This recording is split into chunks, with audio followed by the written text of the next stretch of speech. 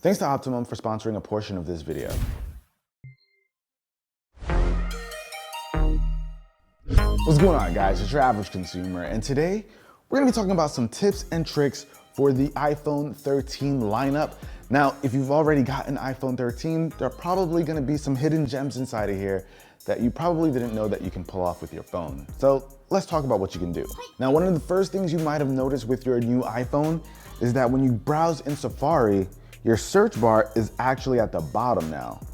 Not everybody's crazy about the change, but you can actually go ahead and change that so it can get back on top and be like what we're used to. Now, there are a couple ways to change this. If you're in Safari, you can hit that AA in the search bar, and the very first option, show the tab bar on the top, boom, we're back to normal. So if you don't like the new change, you can always do it there, but if you don't want to go in through Safari, you can go into settings, you can find Safari down here, and then you can change it right here. So you can do tab bar or single tab, whatever one's easier for you, but that's how you get it back to normal. Now, next up is a feature that Apple's talked about, but I still notice a lot of people don't know it exists. So something cool that you can do with the camera, so let's say you take a photo of something with some text. So we've got a menu over here.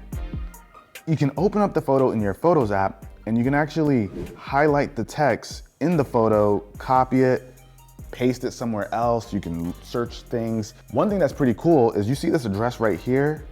You can actually hold it and then it'll pop up right on the map. There's some really cool functionality here. So if there's maybe something that you see that you want to maybe remember in the future, you can take a picture of it and then you have all this data that you can access right here in the photo. So a pro tip, if you're a student, if you got to take a picture of like a textbook, you can take a picture, highlight the text, throw it into your Notes app, makes life a lot easier. And while we're talking about the camera, there's a feature called Photographic Styles.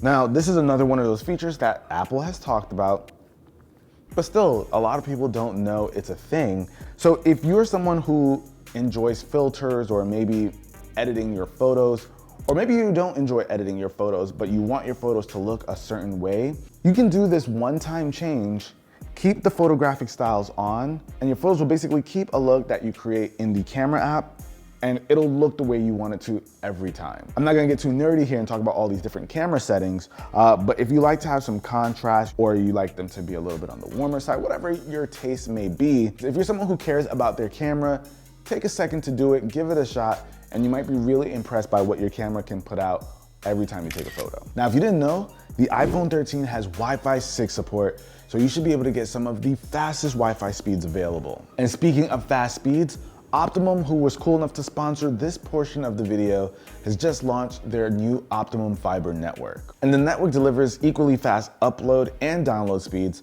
so you can do your favorite things like stream content with no lag.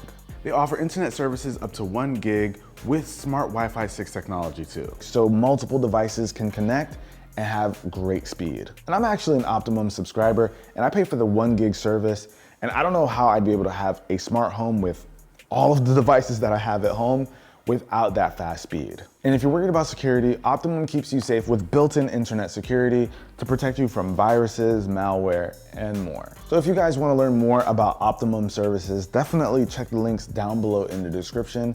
And again, huge shout out to Optimum for sponsoring this portion of the video.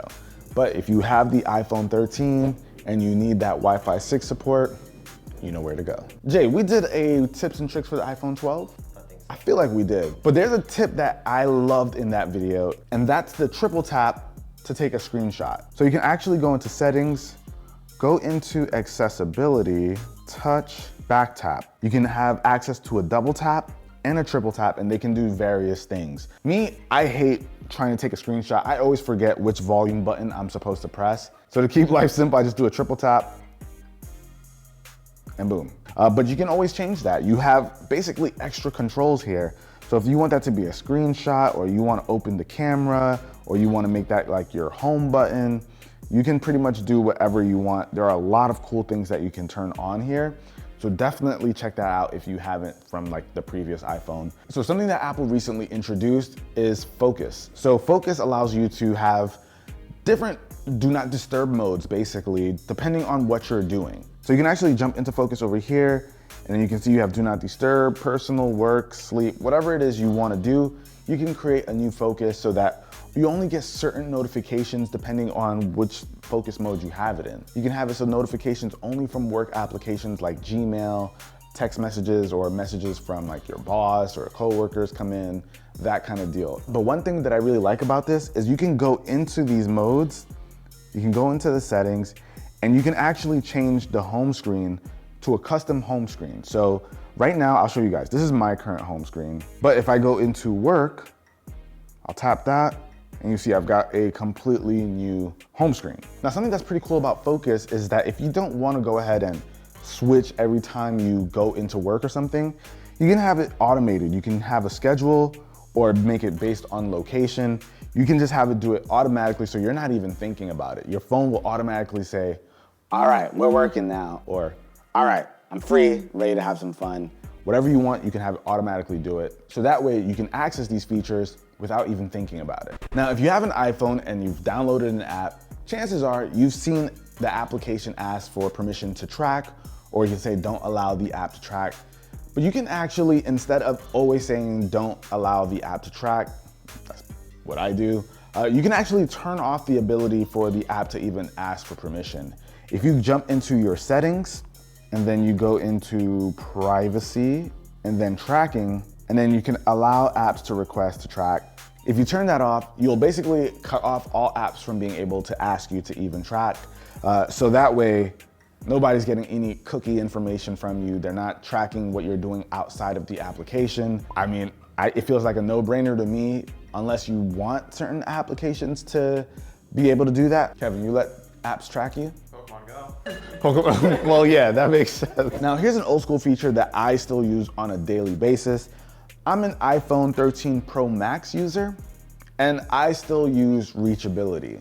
Now, I don't know how many people, Jay, you have a 13 Pro Max, you use reachability? Is that the virtual button type thing? No, let me show you. So this is a big phone, and when you're using it with one hand, it might be a little bit hard to reach the top sometimes, but reachability allows you to just swipe down on that home button, and you're able to swipe down or interact with the top of the screen by it pulling the entire screen like halfway. So it can make things a little bit easier when you want to reach the top of the phone just by doing that little swipe down first. You gotta turn it on, Jay. I completely forgot about You forgot. You see, this is why we brought it up. Now, I know you guys have heard of this feature, but did you remember that you can FaceTime with people who don't have an iPhone? If you have somebody who uses Android or maybe Windows, you can actually go into FaceTime, create a link, and then you can take that link, copy it, and then you can send it to someone through messages or mail. However you want to get it to the person, you can send the link over and you're automatically able to FaceTime someone.